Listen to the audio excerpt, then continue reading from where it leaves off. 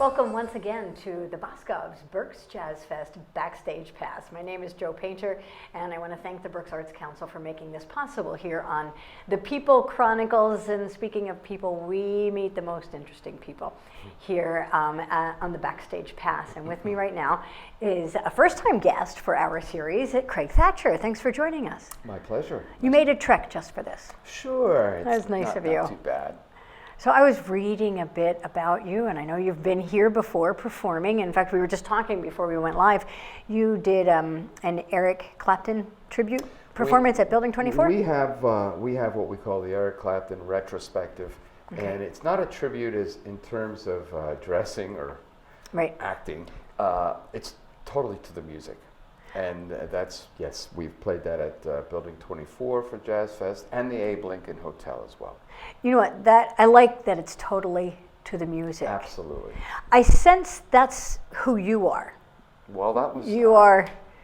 I'm glad you picked up on that. Yeah, that's very clear. And you know, this is Jazz Fest, and we often talk about Jazz Fest introduces many different genres to the area. And you, I want to say, is your first love folk rock music? Well, my first love is really blues. Blues music. Yeah, at heart, I'm a blues player, and much of my music is blues based. That being said, being a guitarist for Martin Guitar Company, I do play a lot of acoustic, and I play a lot of folk rock or country blues, and then with the violinist I work with, Mike Van Wyk, we do a lot of Celtic music too. So I have that side, and so I'm kind of You're quite versatile. Due to my ADD, I'm all over the place. How did you come about being a guitarist for Martin? That's a pretty cool deal. Well, honestly, that's one of the things I'm most proud of. I was playing a venue on Wednesday evenings. I used to play a little place called Abruzzi on Main. And every Wednesday night I would be there. I was there for 10 years. And one night, Chris Martin, who is CF the Fourth, he and the upper management team were in the restaurant having dinner. And Chris walks up to me, he says, hey, and I had known him just in passing from car shows. We're both car buffs, and the big difference is he has lots of them and I only have one. But he came up and he said, what are you doing next Tuesday night? And I said to him, Mr. Martin, what would you like me to be doing? And he said, well, we have this board meeting and I'd like you to play. And that was about 13 years ago. Wow. And I started doing outside work for them, and their things at the factory and any place where they needed music, I started doing it. And then about almost 8 years ago, they were developing a new guitar, and I didn't realize at the time that the meetings going back and forth and the input I was giving them was basically an interview for this position. It's probably good you didn't realize I didn't realize it at all. Yeah. And then finally the last day they said, well, we would like to hire you as a clinician.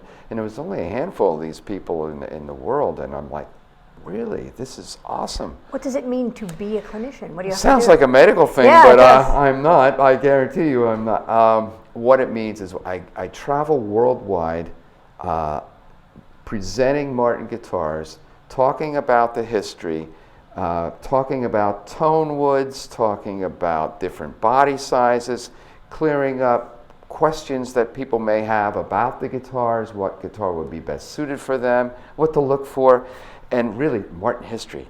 Did you always play a Martin guitar? I have had one for a long time, but the difference between what I do now and what I did then is having an acoustic guitar in the background. I was primarily an electric guitar player and still do a lot. Oh, okay. So I approached it the way I did. I just kind of transferred what I did from electric to acoustic. The difference now is I play it the way I feel the acoustic guitar should be played, approached differently. So I'm not just trying to put flat pick lead things over onto an acoustic.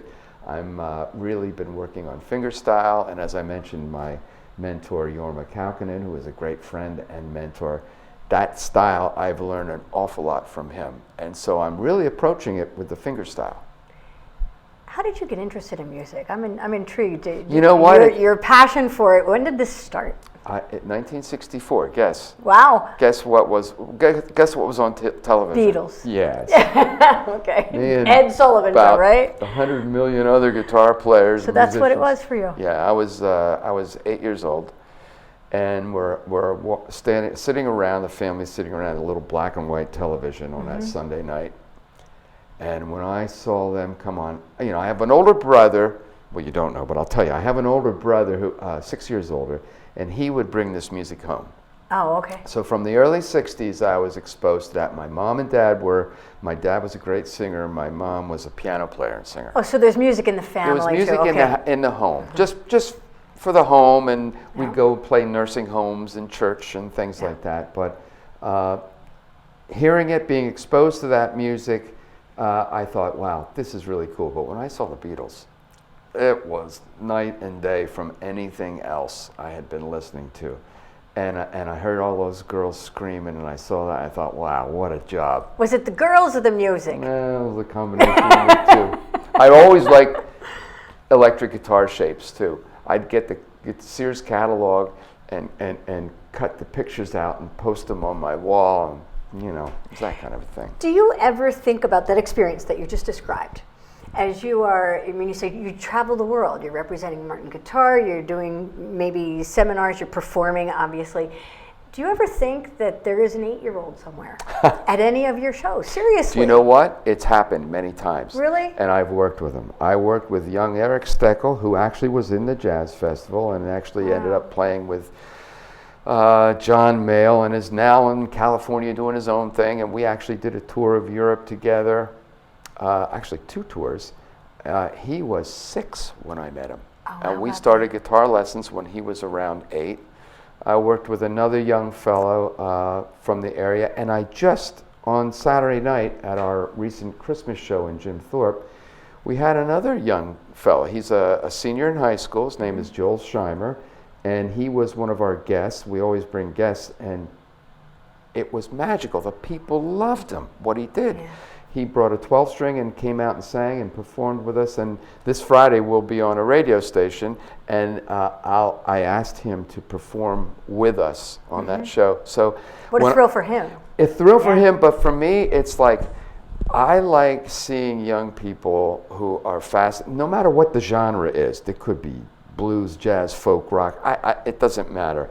But just to have a hand to maybe get them exposed a little bit.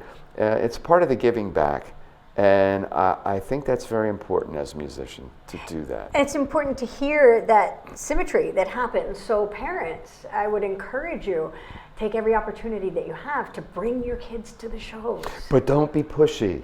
Don't be pushy stage parents. That's one thing that really turns me off. No, just to bring it to consume it. As an audience member, I don't mean backstage. Absolutely. Just to expose your kids to different I agree. kinds. I agree 100%. But there are those that just want, oh, my kid, this and that. And then that turns me away. Right. When I'd rather see this on my own, and I think I speak for a lot of us who are in this position, it's better to see it on your own and pick it out. And that's in every case. It's worked. So it's a matter of exposure, at least expose everybody to it. Speaking of exposure, how did you first meet? Tell me about the meeting between you and Manuel Garcia.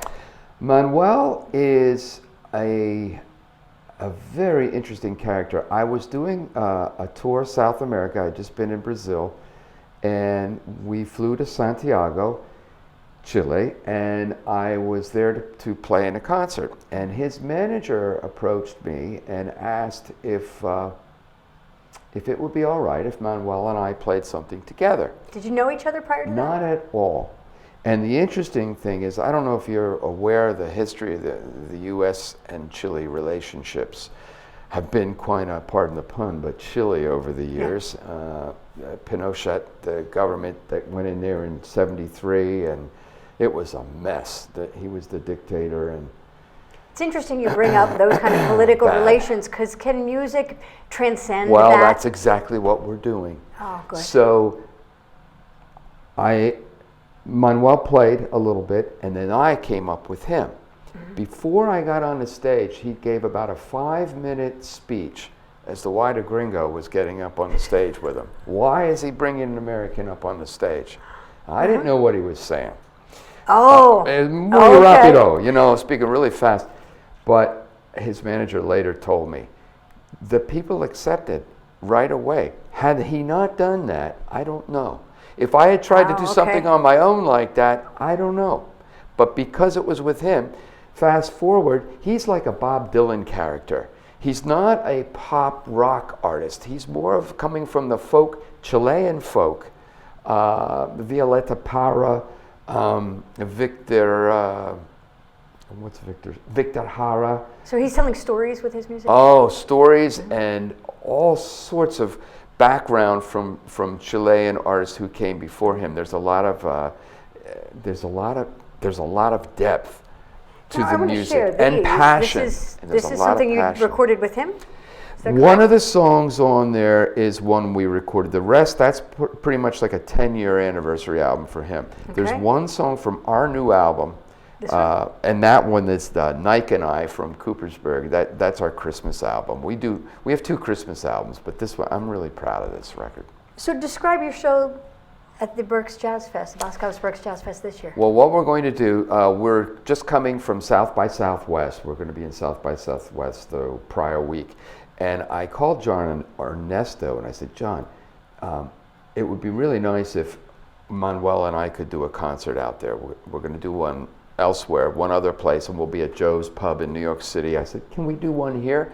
And I really want to approach the Spanish-speaking audience because everything he sings is in Spanish. So please, please come out to hear him. And it's going to be a duo. We may bring Cliff Starkey, who is my good friend from out here, and he's on the record. He's on a new record, and he's going to be going to Chile with me in May. So we'll be performing together down there. And we played in New York and Philadelphia with Manuel last year as well.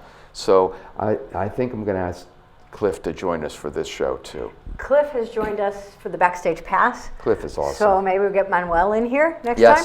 So you'll be here March 25th, I believe. So it's the week prior to the actual Jazz Fest opening. And it's kind of just whetting the appetite for what is to come. And would you describe the music on that evening as what genre? Well, it's going to be Manuel Garcia original music, and it is a mix of Chilean folk, and also there's not much blues in there. There's a tiny bit of jazz. There's a little bit. I use some jazz chords in there. And with Cliff behind us, he'll do some of that as well. So it's going to be easy listening, light. I'll play acoustic guitar. Manuel will play acoustic, of course, Martin guitars. It's kind of, if you can wrap your mind around that, that's what it's going to be. I already did. I'm going to go get my tickets. How about you? It's March 25th at Building 24. Craig Thatcher, this has been an absolute pleasure. So thank you. My Safe pleasure. travels. Thank you so much. I look forward to seeing you again. Likewise. Thank you.